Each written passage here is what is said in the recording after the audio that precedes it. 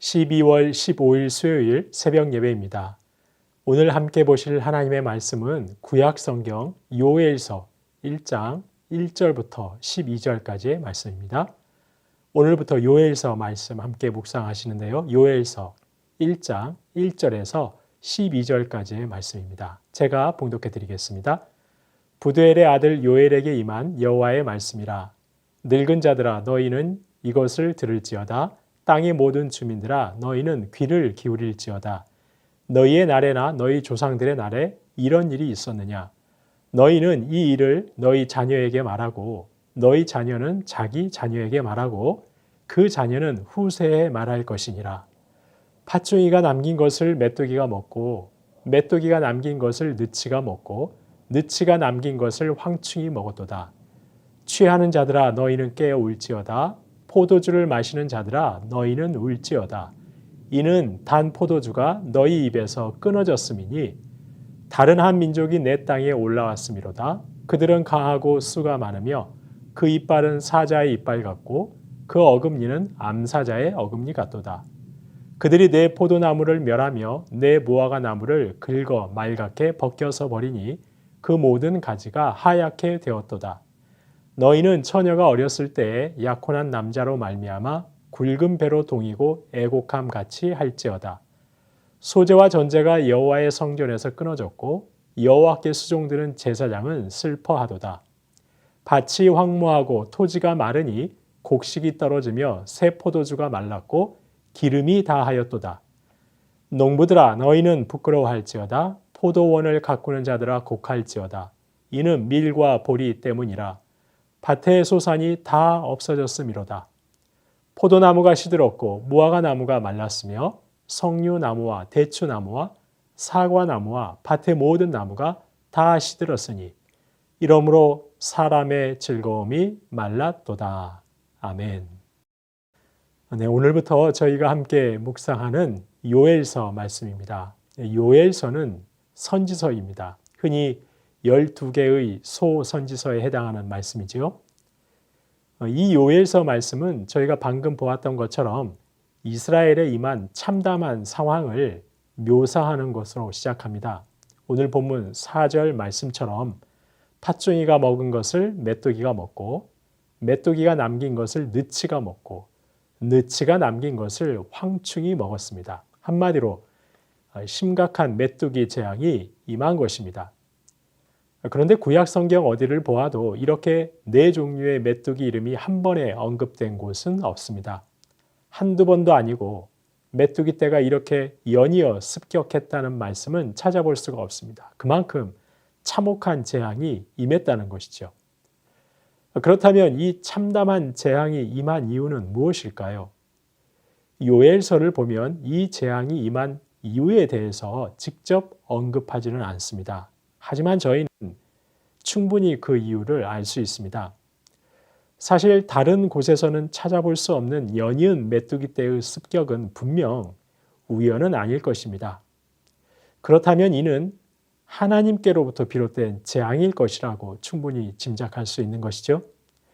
실제로 구약 성경에서 메뚜기 재앙은 종종 하나님의 심판으로 등장하기 때문입니다.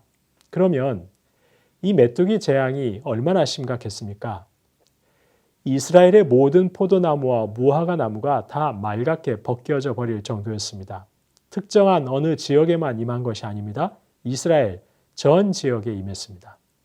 심지어 하나님께 드릴 소제와 전제까지 끊어져 버릴 지경이었습니다. 그런데 이런 이스라엘 전역에 임한 참담한 재앙 앞에서 선지자는 먼저 누구를 불러내고 있습니까? 2절 말씀을 보시겠습니다. 늙은 자들아 너희는 이것을 들을지어다. 연세가 많이 드신 연로한 이들을 불러냅니다. 또한 땅의 모든 주민들아 너희는 귀를 기울일지어다. 땅의 모든 주민도 불러냅니다. 그러면서 하는 말이 너희의 날에나 너희 조상들의 날에 이런 일이 있었느냐 하고 묻습니다. 유례가 없는 일이라는 것이죠. 연로한 이들이나 땅의 모든 이들이 이전에 보지 못했던 커다란 재앙이라는 것입니다. 그러면서 3절에서 그들에게 이렇게 당부합니다. 너희는 이 일을 너희 자녀에게 말하고 너희 자녀는 자기 자녀에게 말하고 그 자녀는 후세에 말할 것이니라.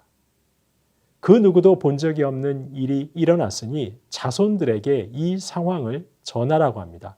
대대에 걸쳐 절대 잊지 않게 하라고 합니다. 성도님 여러분, 그렇습니다. 지금 이스라엘에 일어난 이 끔찍한 재앙은 어쩌다 우연히 벌어진 일이 아닙니다. 불운한 일로 치부해 버려서도 안 되는 일입니다. 기억에서 손쉽게 잊혀도 되는 일이 아닙니다. 자손들에게 단단히 일러서 언제든 기억해야 하는 일입니다. 그만큼 심각하고 유례 없는 재앙입니다. 그럼 선지자가 이 재앙을 두고두고 기억하라고 명하는 이유는 무엇이겠습니까? 그것은 바로 변화된 미래, 소망이 있는 미래를 위해서이지요. 지나온 역사를 잊어버리고 현실의 참상을 우연으로 치부해버릴 때 더 나은 미래는 기대할 수 없습니다. 지금의 재앙을 그저 불운한 것으로 돌려버릴 때 변화된 미래는 소망할 수 없는 것입니다. 과거를 샅샅이 살피고 지금의 재앙을 단단히 기억하는 것은 같은 잘못을 반복하지 않기 위해서입니다. 미래에 더 나은 날들을 만들고 기대하기 위해서입니다. 자손들의 시대에는 좀 더 낫고 바르고 소망 있는 날들을 만들기 위한 것입니다. 성도님 여러분, 따라서 저희 역시 지금 겪고 있는 이 바이러스의 재앙에 대해 우연한 일로 넘겨버려서는 안 되는 것이죠. 불운한 일로 치부해 버려서도 안 됩니다. 이러한 재앙의 원인이 무엇인지 저희는 꼼꼼하게 따져보아야 합니다. 이런 재앙이 어떻게 시작되었는지, 이것이 지금 인간의 삶을 얼마나 피폐하게 하고 있는지를 정확하게 기록하고 기억해야 합니다. 후손들에게 전해지도록 이야기해 주어야 합니다. 똑같은 재앙이 반복되지 않도록 저희 모두가 잊지 말아야 합니다. 사실 저희는 상황이 조금만 호전되면 언제 그랬냐는 듯이 아무 일도 없었던 것처럼 다시 일상으로 돌아가 버리지요. 금세 잊어버립니다. 하지만 그렇게 했을 때 저희는 반드시 이보다 더 극심한 전 지구적인 재앙으로 더 크나큰 고통에 직면하고 말 것입니다.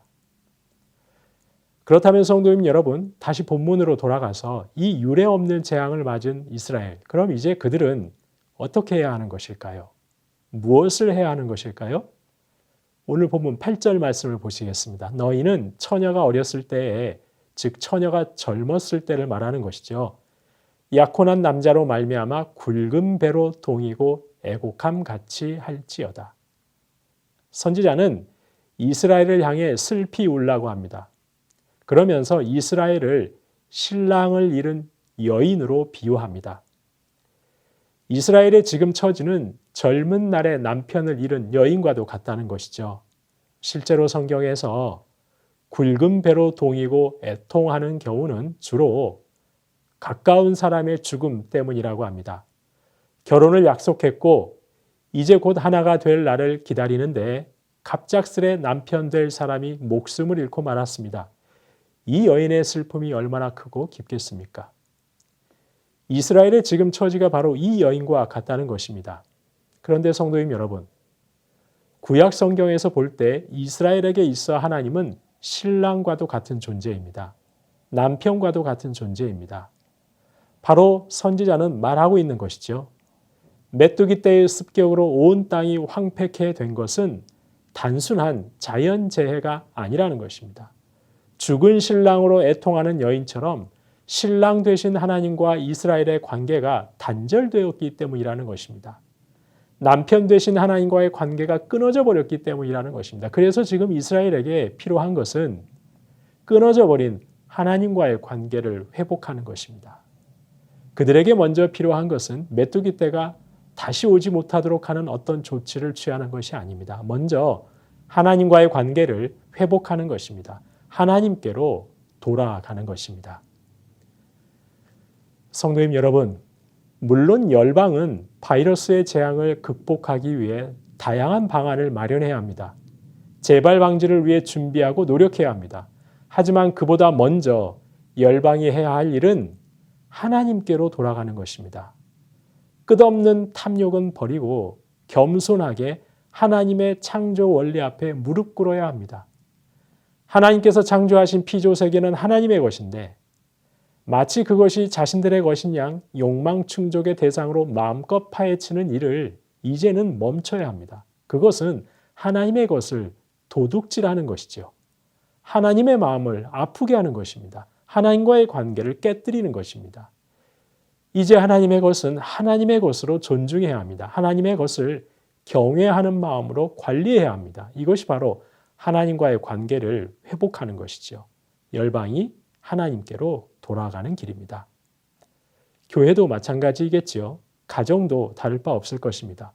교회나 가정이나 어떤 시련이 있다면 저희는 그것이 무엇에서부터 비롯되었는지 그 아픔이 얼마나 극심한 것인지 단단히 기억해야 합니다.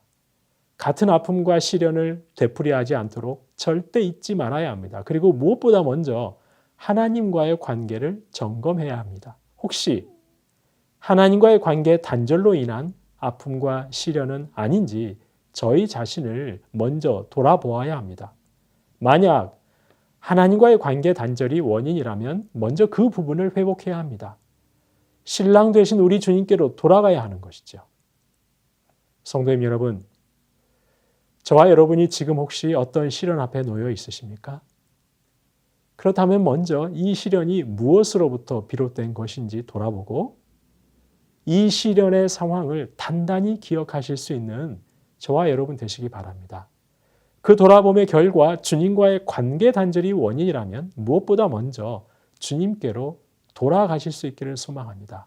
그리하여 저와 여러분이 살면서 여러 아픔과 시련이 없을 수는 없겠지만 저희의 잘못으로 인한 반복되는 아픔을 겪지 않으실 수 있기를 주님의 이름으로 축원합니다. 주신 말씀 기억하면서 기도하겠습니다. 하나님, 시련과 환난을 단순히 불운한 것으로만 치부하지 않게 하옵소서. 단단히 기억하면서 좀 더 나은 미래를 기대하고 소망하게 하옵소서. 시련 앞에서 먼저 주님과의 관계를 돌아보고 주님과의 관계 단절이 원인이라면 먼저 주님께로 돌이키게 하옵소서. 주님과의 관계 회복에 먼저 힘쓰는 저희가 되게 하옵소서. 주신 말씀 기억하며 기도하겠습니다.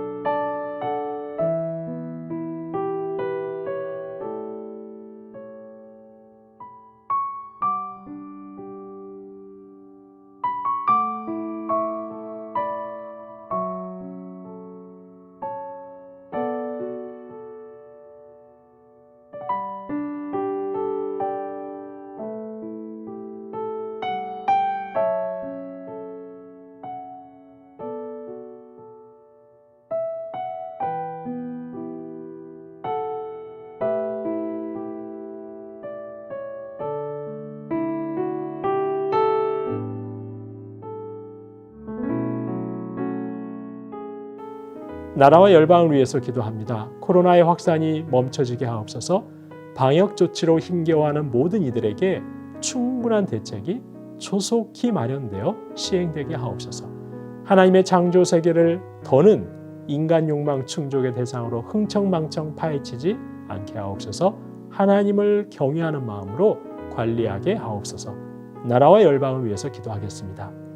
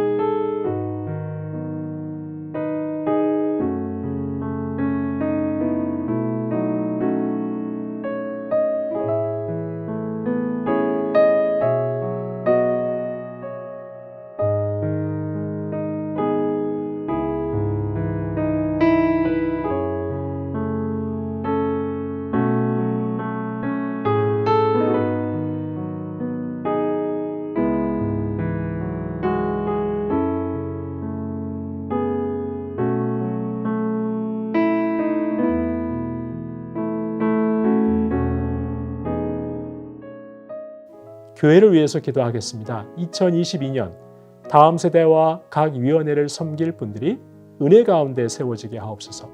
평안하고 든든하여 오직 복음의 일에 더욱 힘쓰는 교회 되게 하옵소서. 교구 순장님들과 교사 순장님들에게 새 힘을 주옵소서. 주님 주시는 능력으로 주신 사명을 넉넉히 감당하게 하옵소서. 교회를 위해서 기도하겠습니다.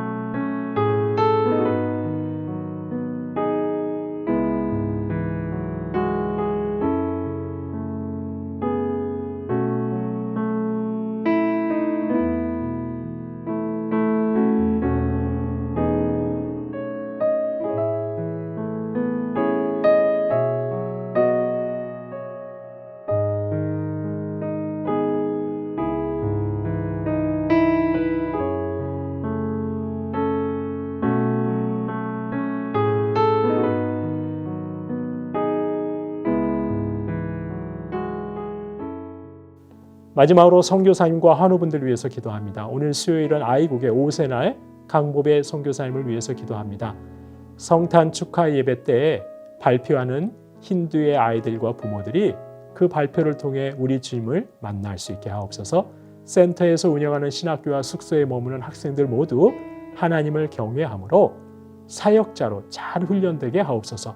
임종채 집사님, 추명우 성도님, 그리고 그분의 아들 승민이, 그리고 김민혁 형제, 김인혜 집사님, 최혁기 성도님, 이길태 집사님, 김평수 집사님, 김영자 권사님, 김찬준 집사님, 정순금 권사님, 김봉남 권사님, 조금열 집사님, 김광순 집사님, 박문천 집사님, 한상규 집사님, 정성혜 집사님의 어머님 모두가 다 치유와 회복의 은총 베풀어 달라고 마지막으로 선교사님과 환우분들 위해서 기도하겠습니다.